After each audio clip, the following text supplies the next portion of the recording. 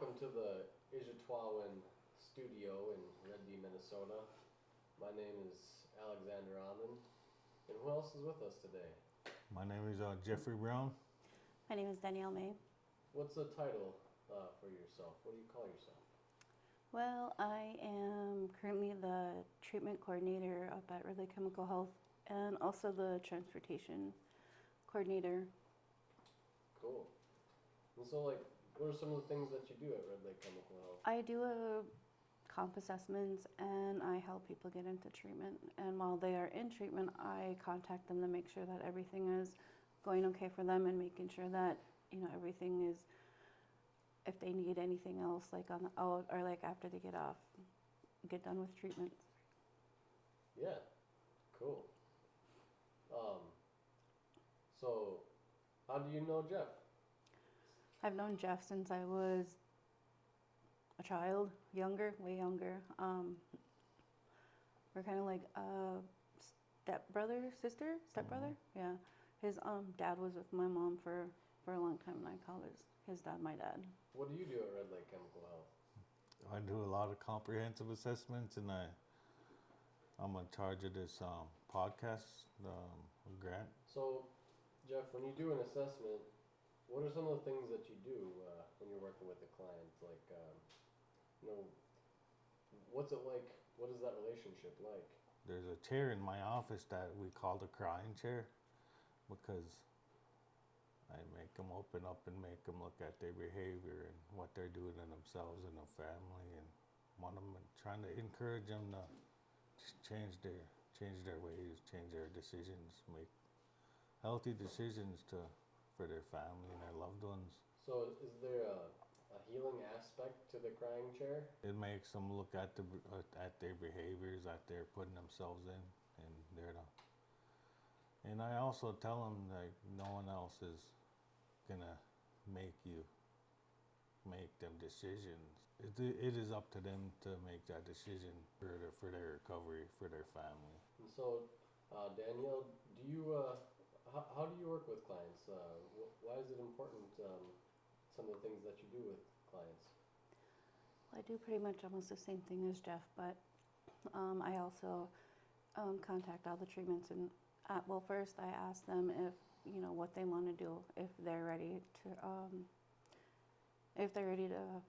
be done with what they're doing, and then I also ask them where do you think that you would want to go, like what do you think where you would be most successful at, and most of them know where they want to go, and then I also ask them why do you think it would be, why is this place so important for you to go to, or why do you pick this place, and then they'll go on and tell me about either they've heard of that place or whatever it may be. Make sure that they're in a quiet spot and that I have all their attention, because I notice that some people will try to do it and they're like talking to other people, and I'll be like, are you ready to do this, or can we call back, or can you just come up here and do it? A lot of them are court ordered, and I can and some of them are like walk-ins, and like Jeff too, I always make sure that they're ready to go, and if they need detox or whatever, I try to get them into detox as soon as possible. I try to get them into the I think it was called the bridging program. It's called something else, like recovery, something up at their hospital. I always make sure that they go up there to get a week's worth of take home, so that they're not sick when they get to treatment, because that's like a big barrier to a lot of people when they go, is they don't want to go and be sick. They want to make sure that that they're not going to be sick when they get there, that they're okay when they get there, that that they get the services that they need, or if they want to do aftercare, where they want to do aftercare at, if they need help with housing, whatever. I try to get them into contact with whoever they need to be contacted with. Otherwise, I'll do it myself and then have them fill out the paperwork and stuff. I don't know, I do pretty much whatever I can for them, without doing it for them. Make sure that they got to do it for themselves. I can't just, run in there and try to do everything. And okay. Well, how long have you been working with Chemical Health now, Redby Chemical Health? I've been working up there since January, but I think I've worked before that. I took 3 months off. Before that, I worked November 4th, 2018. I was in active addiction for 7 years. My mom had my kids, and I knew that at first I was thought that they're, since they were with my mom, that they were okay. That they would be, they were with my mom. They were with family. I didn't have to worry about them. Then I seen how much stress it caused my mom to have all my kids, because I do have 6 kids. I was 29 years old. I went through a lot of traumatic things when I was younger, when I was a child. When I was 18, I was pregnant with my oldest child, and a month before my child was born, his father committed suicide right in front of me. That was really traumatic, and I kind of didn't know what to do with myself after that. I turned to drinking. I was 18, whatever, thought I could do everything on my own. Stayed down in St. Paul with my brother, and he was the one that helped me get back. I don't know, I went, so that was like when I was like 19, whatever. Now, from then, I was sober up until I was 29. That year was probably one of the hardest years that I've been through. It took a lot, Tylenol for pain. Like, I didn't do anything, and I went through surgery on my back because I had and from that, they prescribed me, I think it was Vicodins. All it took was that first Vicodin on snorting it. That was it, and it just like kicked off my addiction right there. Because then after a while, my prescription stopped coming, so then I started buying them off the streets, and then I went from the Vicodin straight to Perk 30s. I think I was on those for like almost 2 years, and from that I went straight to heroin because I didn't have any perks. I couldn't find any. I didn't have any at the time, so I figured I'd get some. I didn't know what it was. I got some of that, and that ruined. I mean, like the pills did ruin my life, but like the heroin ruined my life. It turned my life upside down. I always thought I could hide it from everybody. I always thought nobody knew what I was doing. I thought, I lost a ton of weight, and I just thought, I didn't think anybody knew. Then one day, my mom came and seen me at my place of employment at the time, and she came with like 2 FCS workers and like 3 police officers, and they asked me if I wanted to do UA, and I was like, for what? And I was like, no, I don't want to do one. I don't know what to do. So they took my kids. That point on, I spiraled. I like really spiraled out of control. I didn't care anymore. I felt so lost. It was a hard thing to deal with. I think that's the whole reason why I was still using, is because I felt alone. I could be in a room full of people and I still felt alone. Tried to stay in contact with my kids as much as I could. There was most of the times I was unable to stay in contact because I was high. Otherwise, when I would go to my mom's, something would happen and I would have to leave. So it was very, then there was times I had all my kids by then. They all got taken away. That went to my mom. My youngest, when I got them back, he didn't know I was his mom. And that really hurt because I spent all this time trying to stay in his life as much as I could. Oh my gosh, I'm going all over the place. Mm-hmm. You're doing awesome, and we really appreciate the story that you're sharing with us. I was at my house before I lost. I would think it was like a couple days before they were going to board up my house, because I had I lost my house. I had lost everything.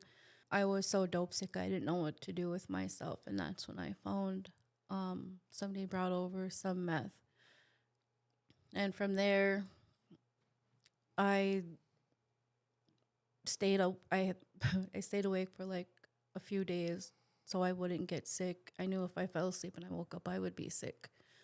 So I did everything I could to stay awake, knowing that. Didn't think that even though I was awake, I was still going to feel the withdrawal. And one of my very close family members stayed with me.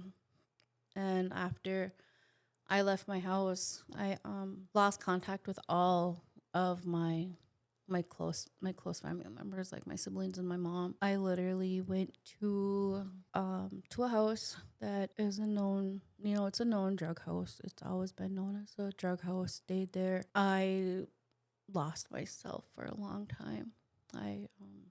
So when I left from that house, my mom tried to I went to treatment once, and then I left from there, went to like a halfway house type thing somewhere down south Minnesota. It was like literally in the middle of nowhere. Got kicked out of there. And then I went to my brother's up in St. Paul. Then I figured, I was like, well, I'm sober now. I've been sober for this long. I should go home. Go home and try and get my kids. I tried that. I came back up to Red Lake, going to the women's shelter because my mom didn't want me staying with her because I don't know if she thought I was still using, but my PO came up because I was on felony probation. Sorry, I was on felony probation. He came up, did a UA on me, and it came back positive for opiates. And I told him, I was like, I'm not using. I wasn't at the time. If this is still coming up positive, you don't believe me, I might as well just make it true. So then he left, and he said he would come back in a couple days. And before he came back, I left. I left from that. I literally walked out the door after he left because I didn't want to go to jail. Because he told me that if I had one more violation, I would be looking at a year and a day and shock people. Women's prison. So I was like, I'm not gonna go to prison. I'm leaving. I was scared. I didn't want to go. So I left. Contacted one of my very close family members. Contacted him, and I told him what was going on. I was like, can you come get me? And so he did. I stayed with him for, I would say, almost a full year without seeing my kids. And we would pull up at my mom's house. I would have to duck down in the back seat because I knew that if she seen me, she would call the cops because she had done it before while I was with my ex-husband at the time. I was staying with him at his sister's house, and he held me in that house, and he beat me for like 4 days straight, and I had to run out of that house in, I think it was like middle of winter, in just shorts and sandals and a tank top on. I had to call somebody to come pick me up from there, and I went to my mom's house, told her I was tired, and I had the person bring me a sweater, so they brought me a sweater, and I put the sweater on so they didn't see the bruises on my body. I got over there. I stayed the night, and the next morning she called me, and she just said, I just want to let you know that I love you and I'm sorry. And next thing then the cops come up to the door or whatever, and I was like, went to jail. I don't know, there's so many different Were you civilly committed? Oh yeah, well, before, okay, so ending up to all of this, back in 2018, I ended up starting went to a friend's house. And he asked me if I want to shoot up. Because at the time, like, nothing was working anymore to get me high. I was smoking, it didn't do nothing. I was snorting, it wasn't doing nothing. I was scared, and I was like, well, yeah, you might as well. I was like, because there's nothing, nothing's working anymore. No matter how much I do, whatever, it wasn't working. So he did, and I tried to hide it from everybody after that. I always had sweaters on. In the summertime, it was like 100 degrees out, and I'd still have a sweater on. I mean, everybody knew, I thought thought I could hide it, but I didn't. At my brother's house, and that's when it all came out that, I was shooting up.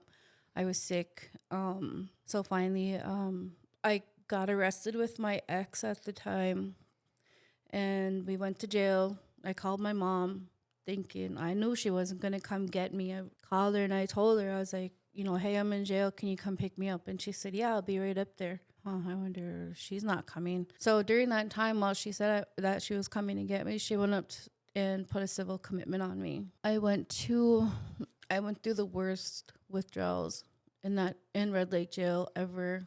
And I went to jail, Red Lake, then I had to go to Beltrami. I stayed in Beltrami County. Then they picked me up from Beltrami County, and I went to Transformation House down in Fridley. While I was there, I would say within the first 6 months, I lost two of my brothers, and my ex at the time, all within those first 6 months that I was in recovery, I guess.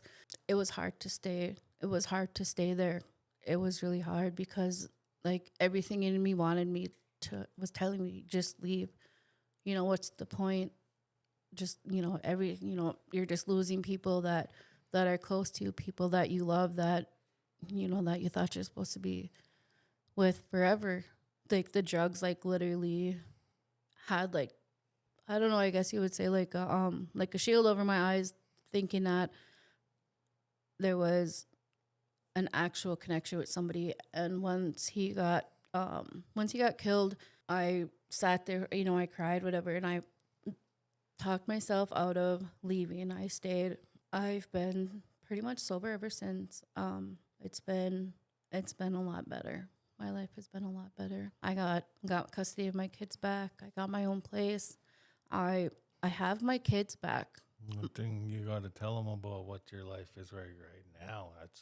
Give the listeners the benefits of your being sober and being clean and staying off Fetty and heroin. Tell them about it, please. So being clean and sober, it gives me a lot of hope that my life will only get better by each day. I can't live by my past, because that's my past. I can't do anything to go back and change it. There's so many opportunities out there for you when you are sober. You think that when you're using, you think that, oh, nothing's gonna, I can't ever get a job. I can't do this. I can't do that.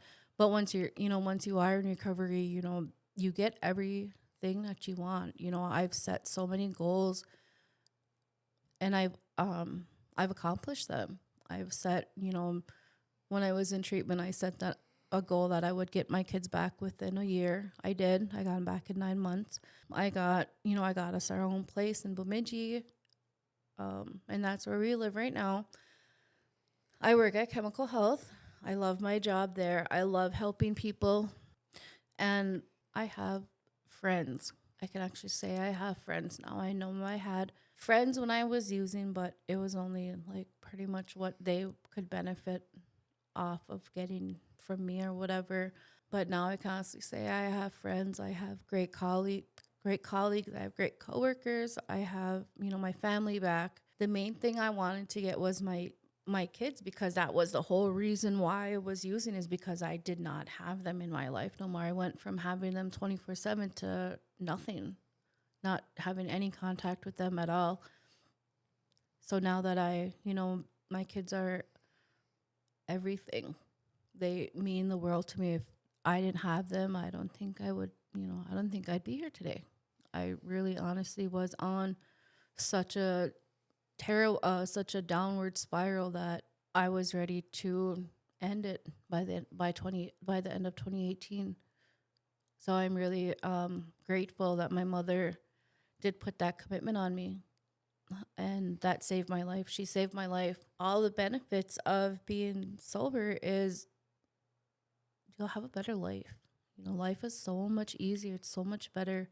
You don't have to wake up sick. You don't have to worry about where you're going to get your next high, whatever. You wake up and you're fine. You're okay. I am on Suboxone. I've been on it since 2018. I know that if I wouldn't have gotten on Suboxone, I don't think I would have stayed sober as long as I am, because there were, like I said, back when I lost all the, the three important people in my life. If I was not on that or any, I don't know. I really don't think that I would have stayed there. I talked myself. You're doing good. You're doing amazing.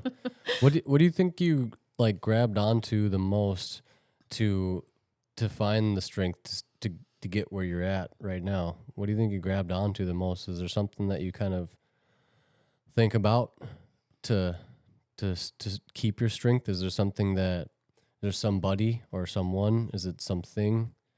Is it a place in your mind? Like what do you work with to keep this strength? My higher power.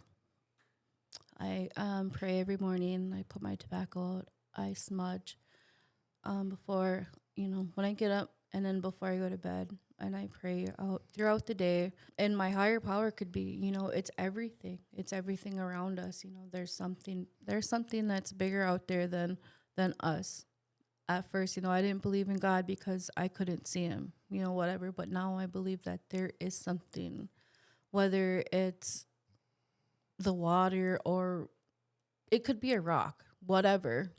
But I know that there is something out there that is bigger than myself, and I choose to call it my higher power, creator, Gitchy. My children, I promised them that I would never do that to them again. That they would always have me in their life until whenever, forever. Tell us about the jail meeting. Oh yeah, I forgot. So every Wednesday, me and Aaron, I think Shayna at first, we all started going up to. I had mentioned when a few years ago about going into the jail because when I was in there was no there was nothing. Like you literally sat and did your time in jail. So I figured, I asked, is there any way that we can go into the jail and have like a meeting with, the women and, whatever. I was like, so that way we can give them some kind of hope when they do get out, that they don't have to stay in there. They don't have to stay in that life that they're in, that there is a better life out there. I don't go in there and preach to them or nothing like that. I just go in there, let them talk, bring them, some recovery papers, and we do, a few things in there, talk. It's mainly just talking. Let them vent, whatever they need to talk about. It's healing for myself to go in there. It's healing. I know a lot of the ladies are happy to see us when we come in. But we were before we were able to bring them donuts and coffee, but we got cut off from that. So now we're able to bring coffee in there. So now they're they get another incentive for us coming and they get coffee. And they're always excited for coffee. Do you think that there's healing in talking? Yes, there is. People can get out what they need to get out instead of sitting there bottling it up, and just keep going and going and going until it comes out in the worst possible way, and it could explode and like go off on anybody, like, and just cuss them out or whatever for the smallest thing. So I feel that if you let everything, if you talk about it, it's out there and you can let it go. Give it up to creator. Thanks for coming on our podcast. I know you've been excited to do it for a long time, and we finally did it. I finally did it. Mm-hmm. Thank you. Thank you. Miigwech, Danielle. Meigs.